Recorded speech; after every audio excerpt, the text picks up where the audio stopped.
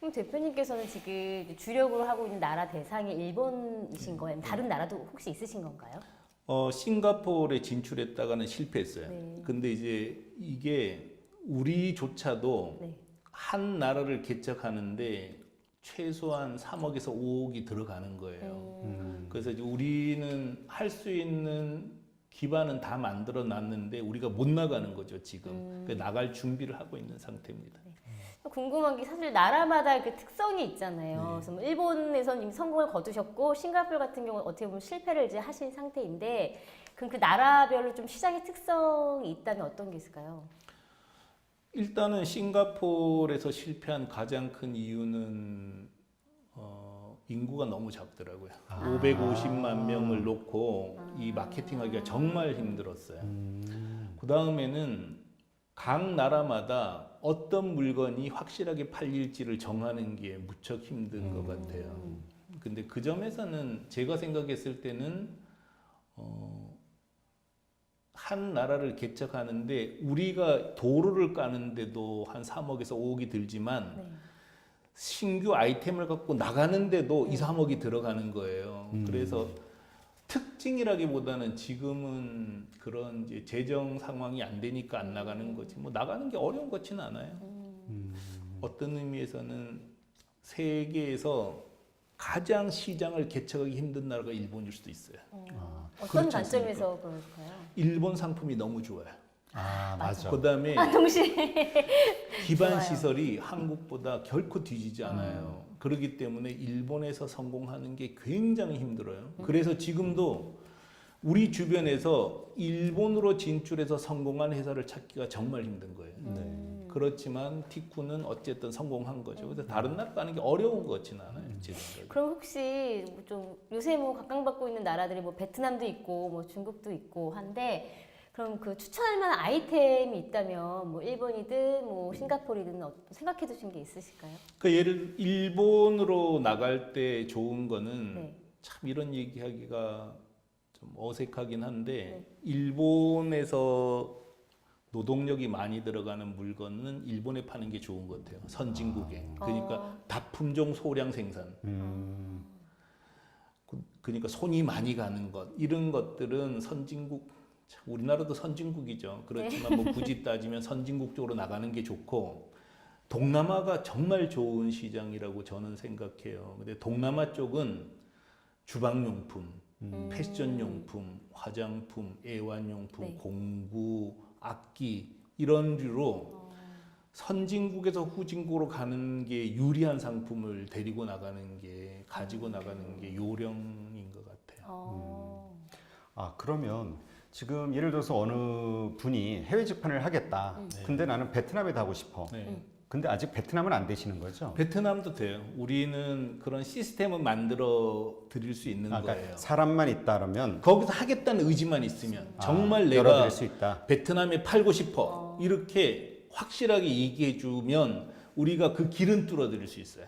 그러면 좀 구체적으로 그게 가능한 나라들이 어디가 있을까요? 그러니까 지금 현재 하지는 않으시지만 곧 뚫을 수 있는, 그러니까 누군가 원한다면 도움을 제공할 줄수 수 있는 있는? 예. 나라들. 그러니까 이론적으로는 안 되는 나라는 전혀 없어요. 다 만들면 돼요. 문제는 그분, 나가려는 그분이 나라를 선택하는 거라는 거죠. 왜냐하면 저는 일본은 조금 알겠어요. 네. 그렇지만 전 베트남은 몰라요. 그렇지만 저는 도로는 깔아드릴 수 있어요. 그래서 내가 이 물건을 가지고 베트남에 가면 팔 수 있어. 그 티쿤이 길을 확실하게만 열어주면 나는 팔 수 있어. 이런 분하고 만나면 우리가 길은 뚫어드릴 수 있는 거죠. 그렇지만 저희는 베트남에 어떤 물건을 실제로 팔 수 있는지까지는 우리도 조사해야 되는 거죠. 근데 그 이제 대표님 같은 경우는 아까 말씀하셨듯이 운이 좋으셨다라는 말씀하셨는데요. 이 온라인 쇼핑몰이라는 게 사실 국내도 그렇지만 몇 년 전에는 잘 됐던 경우들이 있었잖아요. 그래서 일찍 시작한 업체들은 성공을 많이 했단 말입니다. 근데 지금은 경쟁 상태가 정말 포화예요. 맞아요. 정말 심각하거든요. 일본이나 뭐 말씀하시는 어떤 베트남이나 이런 쪽도 지금은 포화 상태이기 때문에 쉽지 않을까 하는 걱정도 있거든요. 근데 그 나라 안에서 쇼핑몰끼리는 경쟁이 이미 격심해요. 그런데 다른 나라에 진출하는 쇼핑몰은 없다는 거죠. 신기하게 지금 한국에 진출한 일본 쇼핑몰을 찾기가 정말 힘듭니다. 한국에 진출한 미국 쇼핑몰을 찾기가 정말 힘들어요. 한국에 진출한 중국 쇼핑몰을 찾기가 힘듭니다. 똑같이 한국에서 일본에 진출한 쇼핑몰이 정말 드물다는 거예요.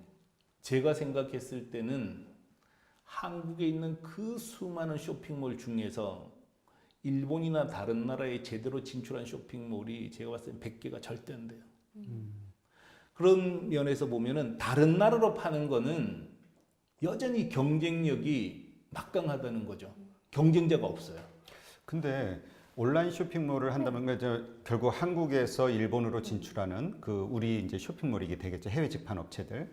또 있겠지만 그들과의 경쟁보다는 사실 일본 업체들 이미 그쵸. 자리 잡은 일본 쇼핑몰들이 많이 있을 거 아닙니까? 그들과도 경쟁을 해서 이겨야 되잖아요. 그러니까 우리가 다른 나라에 나갔을 때 경쟁력이 확실한 제품들이 특별히 있다는 거죠. 그러니까 무역의 속성은 그런 거지 않습니까? 무역은 이 나라에서 비싼 게 저 나라에서 싸거나 네. 이 나라에서 싼 게 저 나라에서는 비싸거나 이 국경을 사이에 두고는 그런 현상들이 나타나는 거죠. 그래서 한국 안에서는 저는 명함을 팔 자신이 없어요. 기계도 없고 자본도 없기 때문에. 그렇지만 일본은 좀 심하게 얘기하면은 거의 무주공산이에요. 경쟁자가 아예 없는 거죠.